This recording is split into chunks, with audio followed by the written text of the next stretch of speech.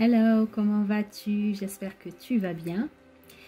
Aujourd'hui, je te fais une vidéo assez spéciale, mais ça reste toujours dans le thème de l'entrepreneuriat.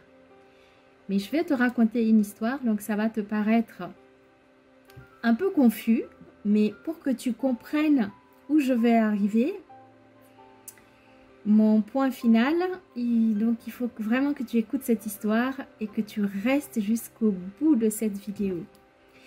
Si tu me découvres pour la première fois, je suis Emouna Aïssa, je suis entrepreneur. Et cette chaîne est créée dans le seul but de partager avec toi, avec tous les autres amis entrepreneurs, des idées, des astuces et des conseils pour mieux gérer votre business. Donc, le sujet de la vidéo d'aujourd'hui, c'est comment je suis arrivée à être propriétaire grâce au racisme. Comment le racisme m'a poussée à devenir propriétaire. Donc, reste jusqu'à la fin de cette vidéo pour mieux comprendre un peu où je vais en venir.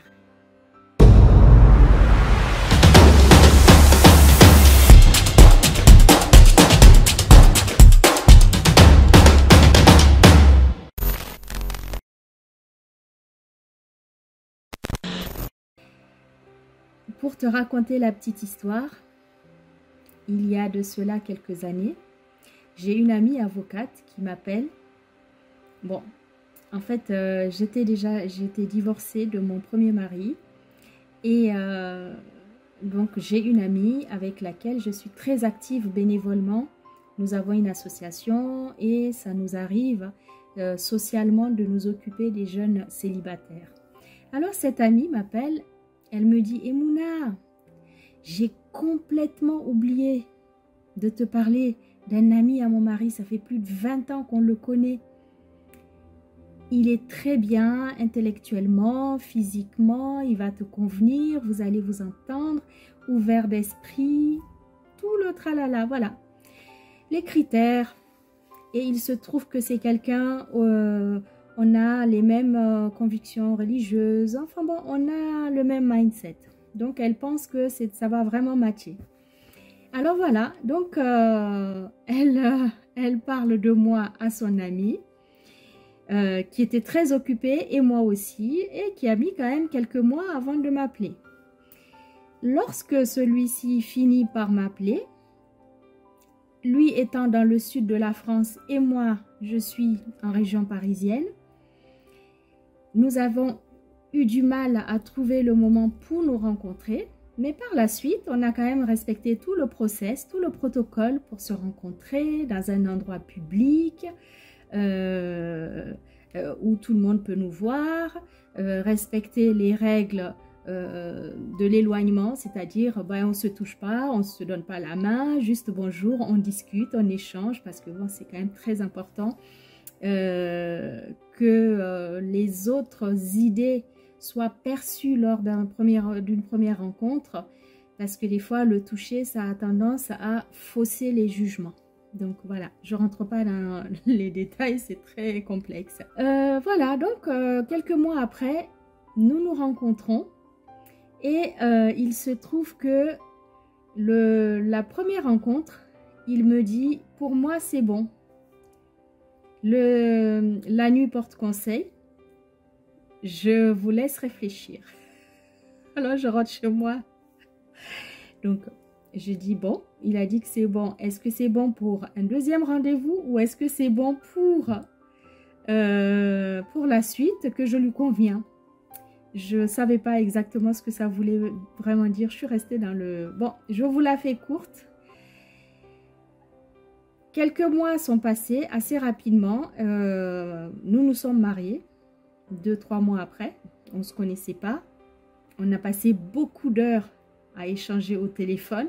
Moi de l'autre côté et lui aussi. Bon, après mariage, il se trouve que je suis toujours restée en région parisienne. J'occupais mon poste de cadre en ressources humaines. lui, il avait son activité dans le sud. Donc, comment trouver le compromis qui viendra vers l'autre? Donc, tous les 15 jours, chacun à son tour venait vers l'autre. Un jour, je pose la question à ma mère. Je demande conseil aux sages autour de moi, dans ma famille. Et on me dit, mais Mouna, la femme doit suivre son mari. Bon, on s'était donné le temps, 2 ans. Il m'a dit, ok, pendant 2 ans, je te laisse le temps que, bon, j'avais quand même les enfants, ma grande qui venait de commencer sa première année à l'université, et donc qui avait besoin de moi pour l'accompagner, changer tout de suite d'environnement, d'école, d'amis, c'était complexe.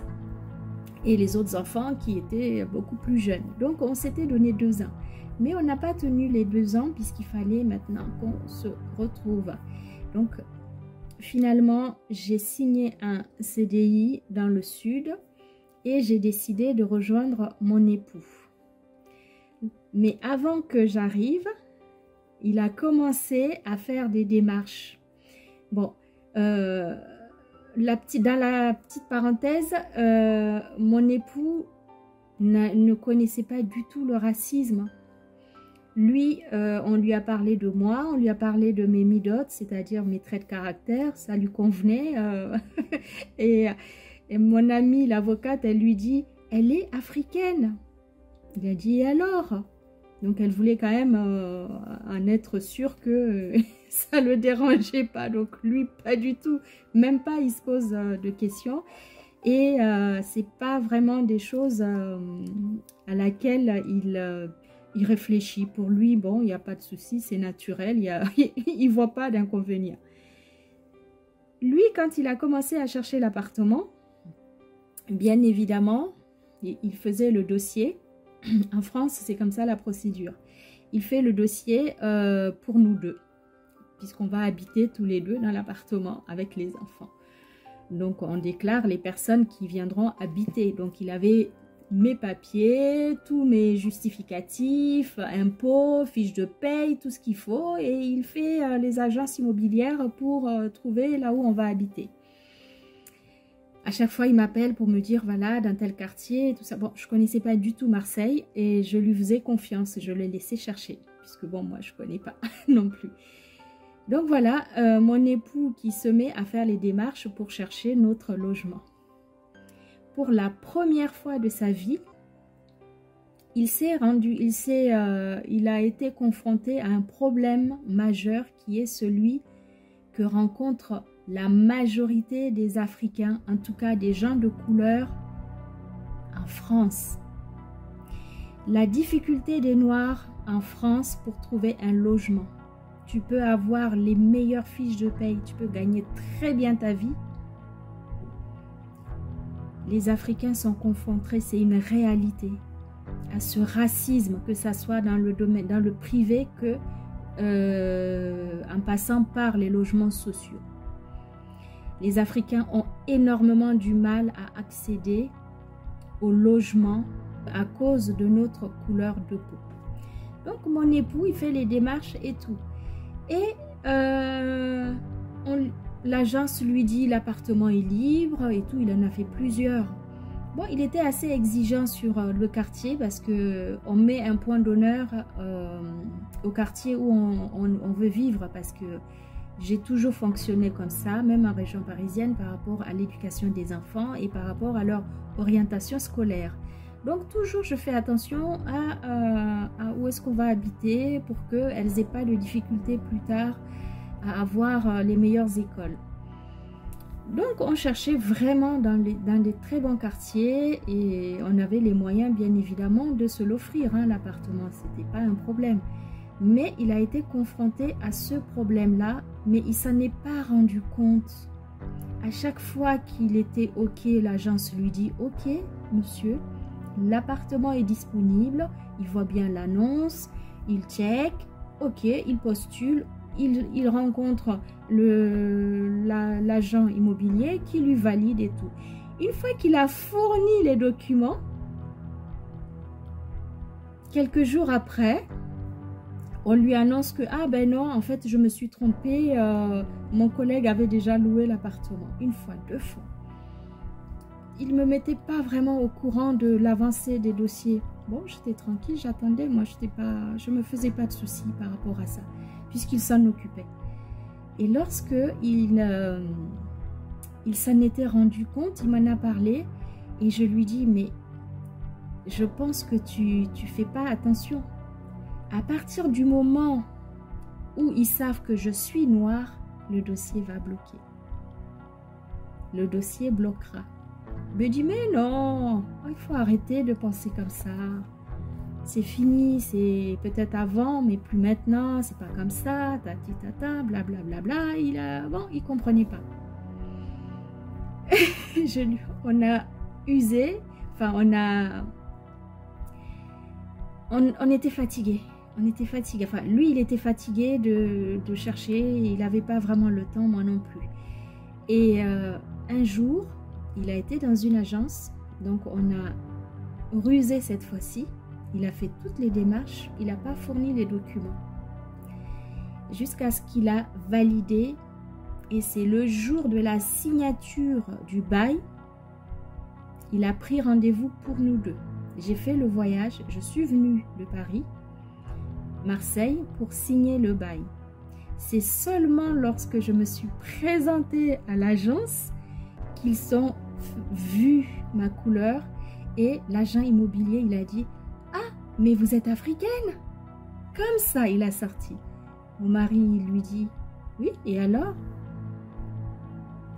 Il était honteux, le monsieur, d'avoir eu cette réflexion. Pourquoi je vous raconte cette histoire? C'est une réalité qui existe. On fait avec. Je pense que c'est pas seulement en France. Tous les pays européens, ils doivent avoir un peu ces clichés. Pourquoi? Je ne sais pas. Je me suis toujours intégrée. Je me pose pas de questions. Je vis ici depuis mon jeune âge, en Europe. Je me pose pas de questions. Je me sens pas exclue ni mal intégrée parce que naturellement, je suis telle que je suis, je m'en rends pas compte.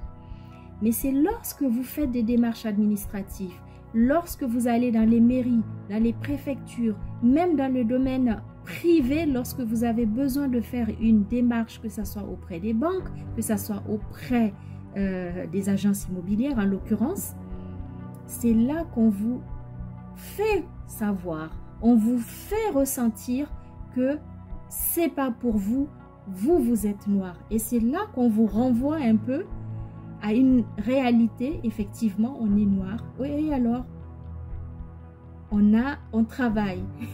On a les mêmes droits en tant que Français que tous les autres, même de couleur blanche. Bon, je ferme cette parenthèse. Je vous raconte cette histoire pour que vous compreniez que c'est grâce à cette histoire, à cette aventure de mon époux, que je suis arrivée à devenir propriétaire. Donc, c'était un mal pour un bien. Parce que lorsque vous êtes salarié, vous avez une situation financière qui vous permet, mes chers Africains, en France, il existe des procédures, il existe des possibilités qui vous permettent l'accès à la propriété. Et c'est ainsi que j'ai décidé d'être propriétaire et de ne plus avoir à rendre des comptes à un bailleur vers qui je vais aller pleurnicher pour que mon dossier soit accepté. Et je peux vous dire que c'est la meilleure chose à faire. Donc si je fais cette vidéo aujourd'hui, c'est pas pour pleurer sur mon sort, c'est pour attirer l'attention de tous les Africains qui sont en diaspora, leur donner ce conseil et parler de ce sujet et ne pas hésiter. Surtout le but vraiment de cette vidéo, c'est d'inciter le maximum de personnes, que tu sois d'ailleurs africain ou pas, si tu regardes cette vidéo et que tu as un CDI, tu as un salaire convenable, tu as le droit d'accéder à la propriété. Tu peux devenir propriétaire de ton appartement ou de ta maison. Tu peux aller voir une banque avec tes fiches de paye, ton contrat à durée indéterminée, ton CDI. Tu peux demander un prêt immobilier. Et grâce à ce prêt immobilier, tu peux acheter ton appartement. Et grâce à cet achat, tu rembourses ton crédit immobilier. Réfléchis dans ce sens-là. Je peux vous dire que depuis j'ai ce mindset d'acheter, d'investir. Et l'investissement le plus rentable, c'est l'immobilier. Que ce soit en Europe, en France, en Europe, aux États-Unis, au Canada, que ce soit en Afrique. L'immobilier aujourd'hui reste l'investissement le plus rentable parce que les murs ne pourrissent pas.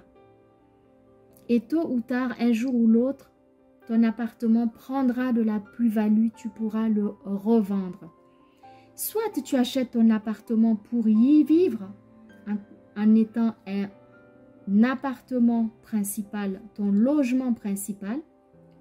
Il existe, si toutefois tu es en France, il existe des facilités pour emprunter, pour acheter ta résidence principale.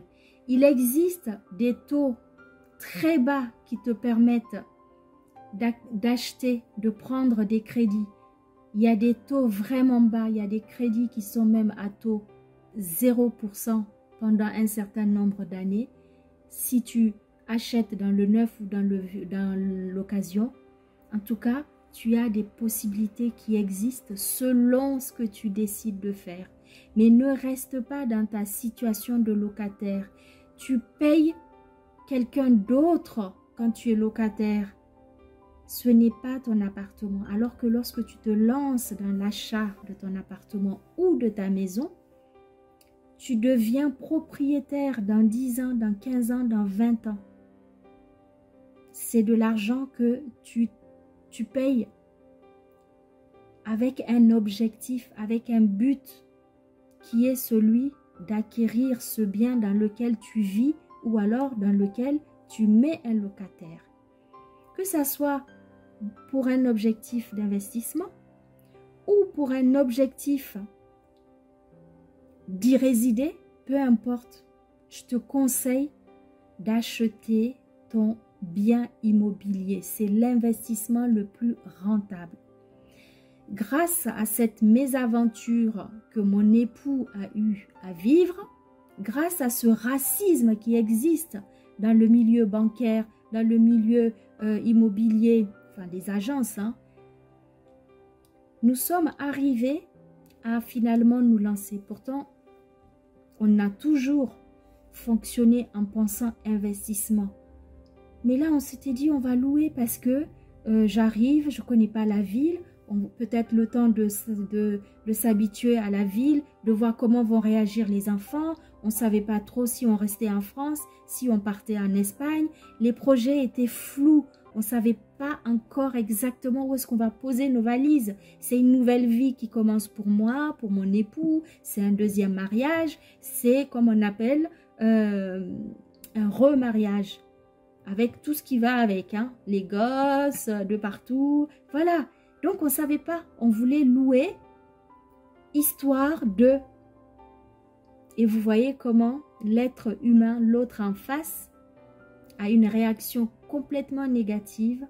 Mais comme nous sommes des personnes intelligentes, mon époux et moi, ça nous a plutôt fait réfléchir. Et grâce à l'autre personne en face, nous avons décidé, le mieux c'est d'investir et d'avoir notre propre bien comme on l'a toujours eu en fait, comme on l'a toujours fonctionné avant. Donc, mes chers amis, vous qui regardez cette vidéo, n'attendez pas. Tu as un travail, même si c'est un CDD, épargne de l'argent, constitue ton apport pour pouvoir acheter, pour payer les frais de notaire et ainsi tu vas pouvoir acheter. Tu peux aussi avoir un crédit immobilier en France si tu n'as pas beaucoup d'apport ou même si tu n'as pas d'apport, tu peux toujours négocier avec la banque. Il y a tellement de formules, il existe tellement de possibilités, il faut juste connaître les process.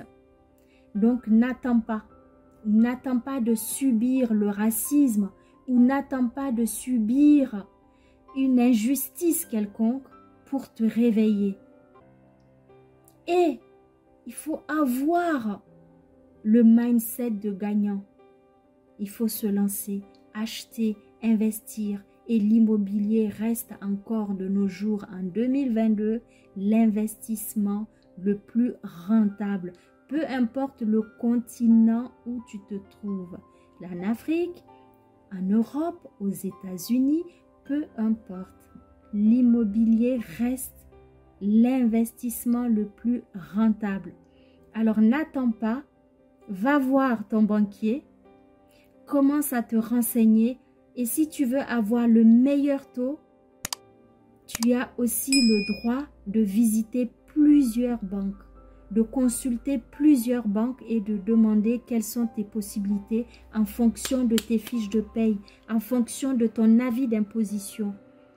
Tu as des droits, que tu sois noir, arabe ou blanc.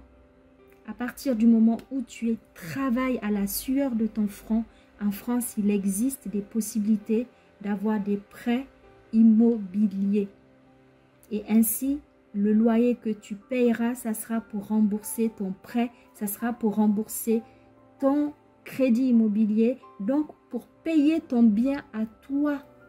Qui dans quelques années, soit tu fais un rachat de crédit si la famille s'agrandit pour acheter plus grand, ou alors un rachat de crédit pour payer un autre bien immobilier pour investir à nouveau, ou alors tout simplement pour vendre celui où tu es, récupérer la plus-value et réinvestir et ainsi de suite. Tu peux te faire un business dans l'immobilier.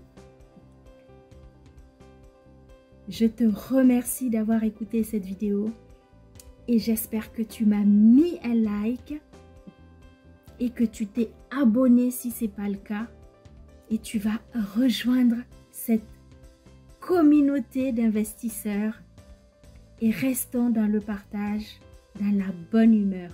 Merci d'avoir écouté la vidéo et à très bientôt.